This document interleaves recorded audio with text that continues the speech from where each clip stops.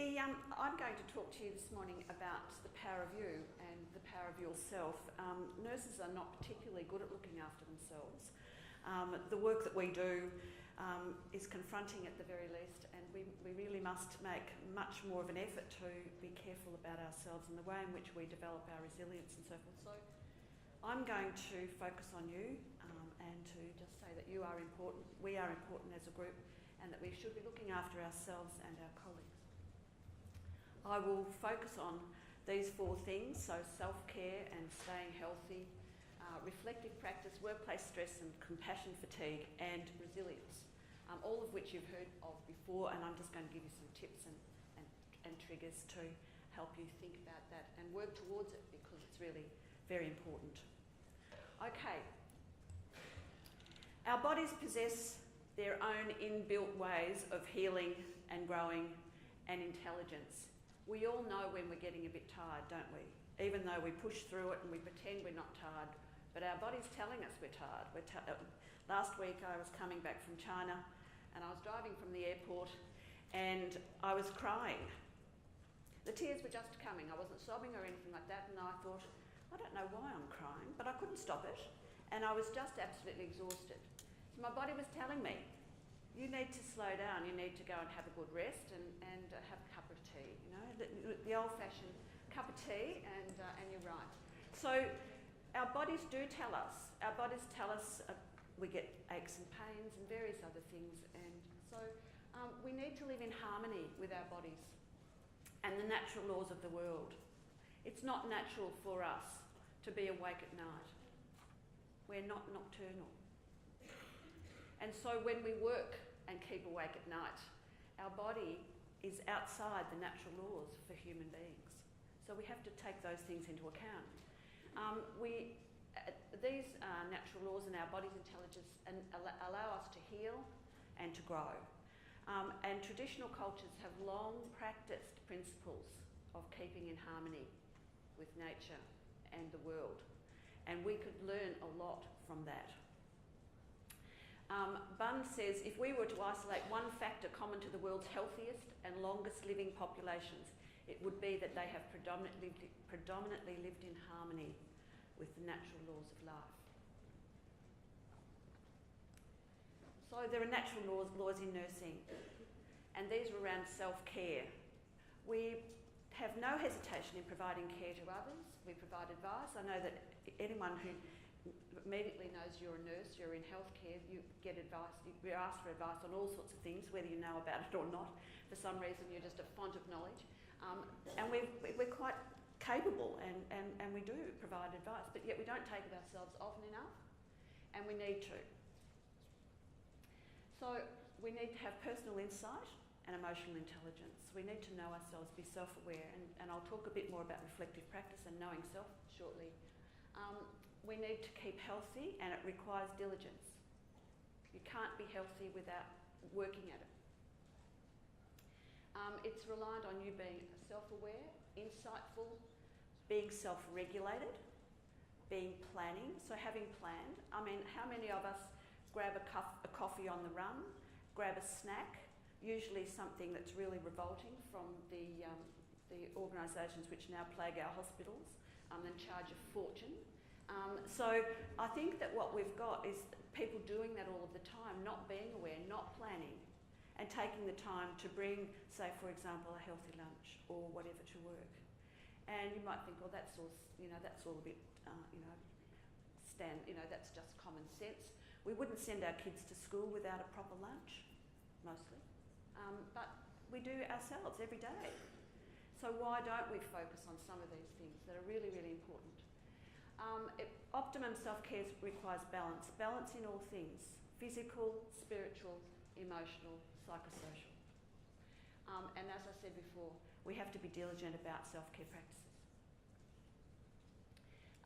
Because we're teachers and role models, what does it take to do this? Well, innovation, creativity and ingenuity are important, and they're common characteristics for nurses.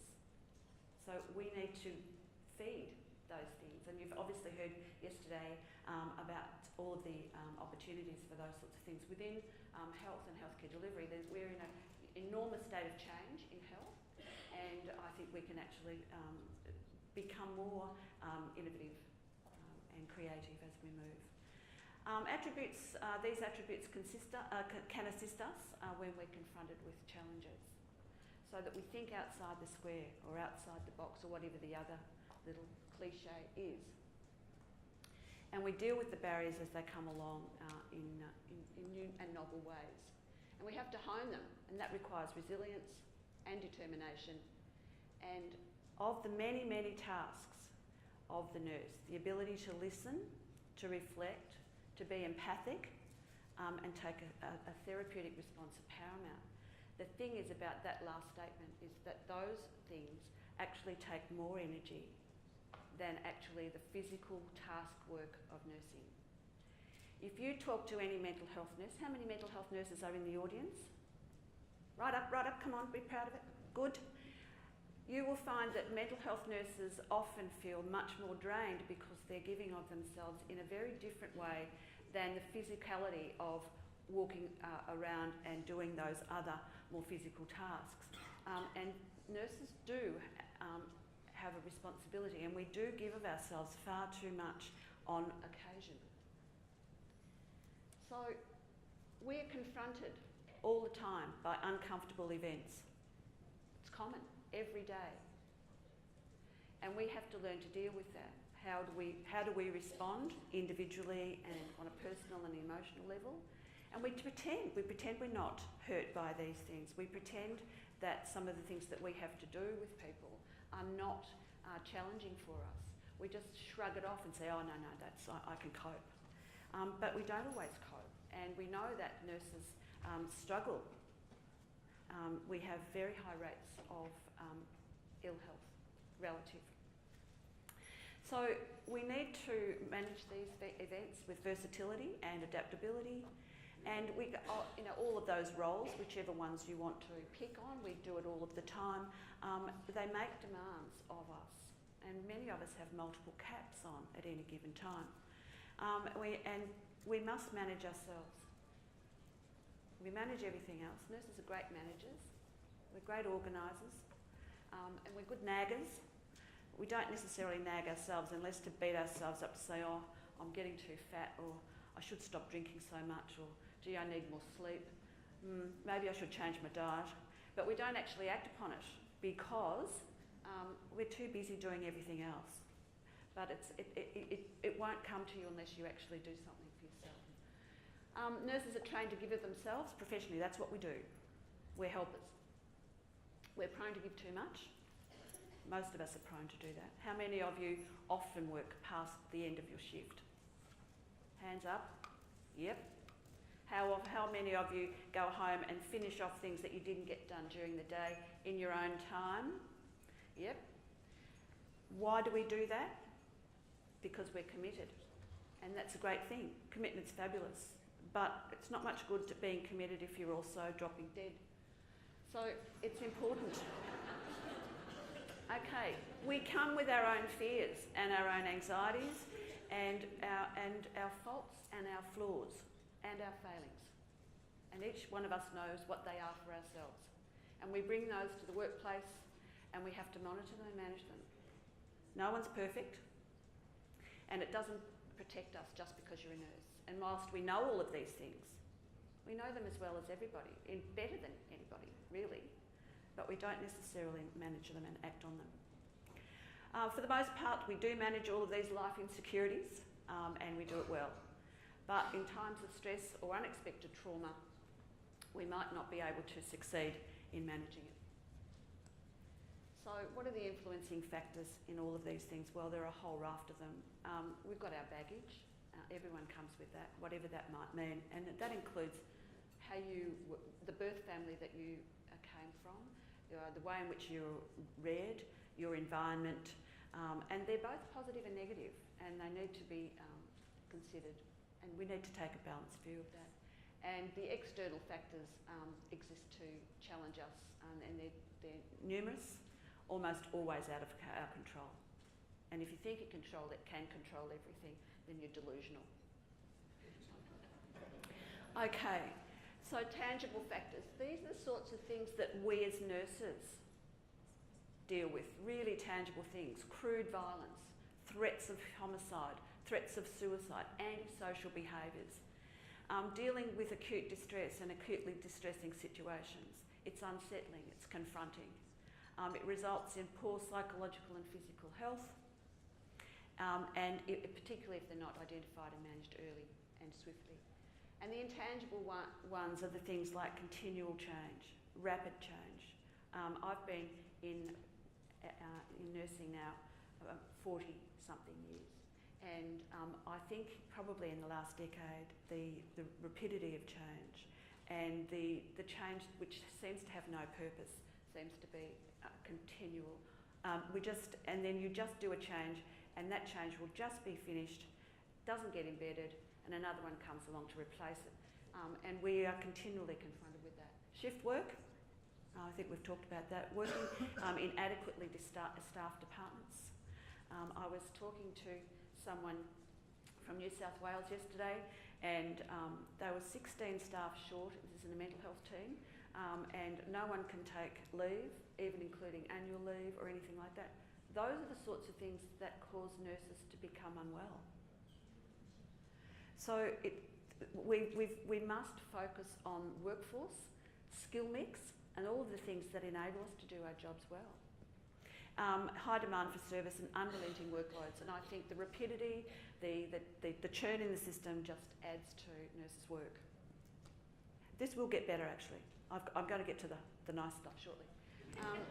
So the other influencing factors are events that trigger our fears and anxiety. And you all know what presses your buttons, and they question our own reality. They question how many here, and it's okay to put your hand up, have questioned whether you wanted to stay in nursing. How many of you have actually left and come back? No, I haven't. I've just become an academic. The thing is that these are really important because you know yourself that you question your own reason for being. What am I doing here? And we all do it. And very often some of these challenges are subtle. Manipulative behaviours, intimidation, bullying. We know bullying exists in healthcare, and if we pretend it doesn't, we're mad, because it does. And these issues might come from our colleagues, our employers or our superiors, or they may come from clients themselves or the people involved in their care, and we have to manage all of that. However, the outcomes of all of this are physical, psychosocial and spiritual, and you can read all of those. You know what's going to happen here. You just don't feel quite right. You either get too fat or too skinny, or you don't sleep, or drink too much, take drugs, all that stuff. And then you just might have general aches and pains, things that you're heading off to your doctor for. If you head off to your doctor, I don't think nurses go to the doctors very often. And so that's because we already know, and the doctor won't tell us anything we don't know. So the psychosocial alterations, just losing our mojo, just not interested in things, lack of energy, not enthusiastic, that sort of stuff, and various other things. Becoming quickly to become get angry and those sorts of things. Coming down to feeling dread or despair. Sometimes, you get up in the morning and you think, oh gosh, I don't really want to go to work today. That's not that sort of dread or despair, dreading going to work. It's actually dread of actually getting out of bed at all and feeling that life is not worth living. That's when we've really got problems. And we do see nurses at the Nursing Midwifery Health Program who've got to that point. And midwives, of course. I'll add that. And of course our spirituality, questioning our core values. Most of us became nurses because we wanted to help. We felt that it was a vocation, that we wanted to do something well. And so when you have spent a lot of your life and you've put a lot of energy and so forth into it, it's easy to sort of think, this has all been for naught. So, staying healthy, this is the good part now. It's our natural state. Our body normally, what's that say? 2 minutes. Oh no, that's not long. Okay, so health is our natural state. And everything we do, our body wants to get us in harmony. You can read that. So, the basic ingredients to a group of nurses: a balanced diet. Eating and leading, don't eat so much at night. It actually puts more stress on your gut if you eat a lot at night. So, get to sleep and make sure that you have good sleep hygiene. Prioritising sleep between shifts. This is something we don't do. We finish late, we know we're going to go on early the next day, and what do? We get home and we do the emails, or we get home and we have a cup of tea, and I'm really bad at that. And then at 2 o'clock in the morning, we can't sleep, and we wonder why, and then we get anxious because we've got to get up at 6 to go to work. Plan it. Regular exercise, relaxation, exposure to sunlight. It's really good for our melatonin. And that's really good for our sleep patterns. Keep hydrated.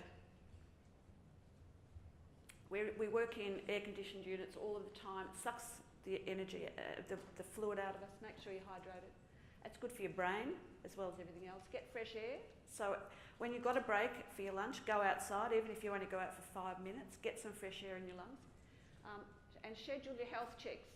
Be proactive and get to your GP regularly. How many people do that? Not many. Not many nurses that I know anyway. And importantly, reflect upon yourself and your practices. So this is where it comes to understanding you. Self-knowledge, and Manley says that self-knowledge is essential for the enabling of others towards empowerment, and the intentional use of self is crucial for critical companionship.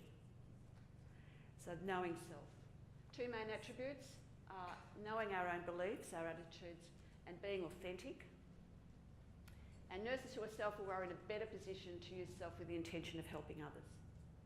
And being authentic involves consistency and integrity.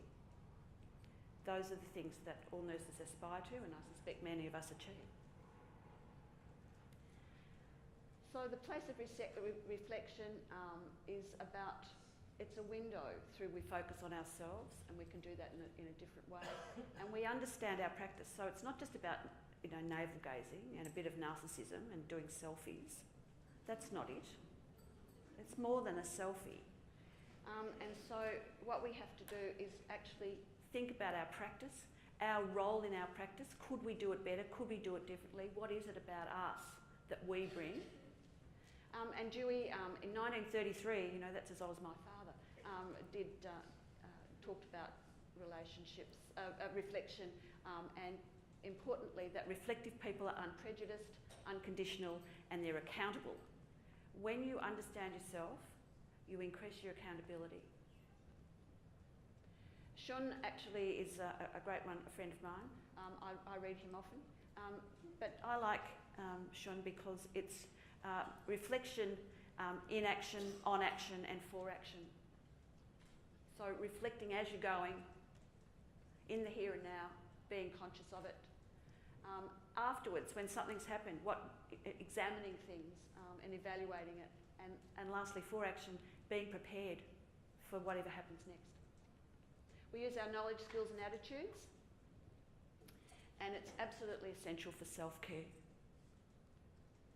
10 C's of reflection. Commitment, being committed to understanding oneself and nursing.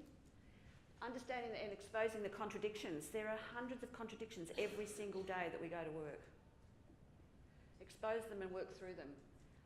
Deal with conflict. Don't pretend it doesn't exist, it does. Don't put your head in the sand, but deal with it constructively and identify what it is that you bring to the conflict situation. Challenge and support, using the power within the inconsistencies of practice to take action. So challenge those practices, but support people in the change. Deal with and let go of unhelpful feelings. So if you're angry about this, understand the anger and move on. The other thing is there's an old-fashioned saying, stewing in your own juice. And when we actually are angry and we don't deal with anger, what we have is much higher levels of cortisols. And basically we're just stewing in our cortisols, and if you know what happens when you've got high levels of cortisols over a long period of time, you get sick. So, be creative, see new ways of doing things, being connected and understanding real-world practice issues. advantageous and caring practices into everyday living so that it transcends, so you become what it is you're trying to achieve.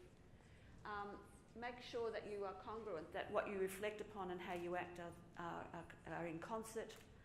And constructing personal knowledge in practice, so joining personal knowledge with other ways of knowing to create your own practice knowledge, what you learn as a wise nurse. One of the ways to assist, I'm not going to go through this slide very much, one of the ways to assist you in self-awareness is through clinical supervision or critical companionship. I use the term clinical supervision in the reflective practice term, not as the oversight of someone who's an undergraduate student. So it's about how we are facilitated to understand our practice, to understand ourselves, to bring these issues. So clinical supervision and critical companionship are crucial. Time. Oh, okay, last one. Something has to be done about workplace stress. It's common. And nurses have high levels of compensations, compensated illness, and we have higher rates than other sectors. There are lots of risk factors, and resilience is a term we hear a lot about. I'll go to the last slide because this is the best one. Building resilience. Here we are.